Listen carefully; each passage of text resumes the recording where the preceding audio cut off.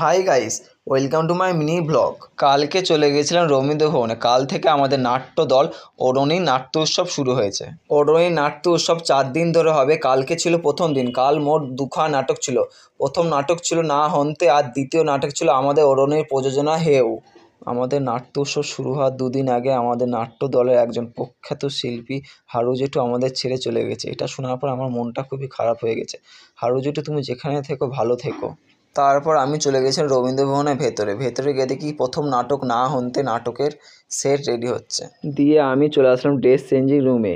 এসে দেখি আশিসদা রোদনিকা ক্যারেক্টারে মেকআপ চলছে, আর আশিসদাকে দেখতে দারুণ লাগছিল। তারপর সবাই এক এক করে নিজের ড্রেস পরতে লাগলো, আর এদিকে আমিও নিজের ড্রেসটা পরে রেডি হয়ে নিলাম। তারপর সব কিছু কমপ্লিট হওয়ার পর আমাদের নাট্য উৎসবের উদ্বোধন অনুষ্ঠান শুরু হয়। এবছর আমাদের নাট্য উৎসবের উদ্বোধন করে আমাদের কৃষ্ণগড়ের একজন শিল্পী রেবা পাল।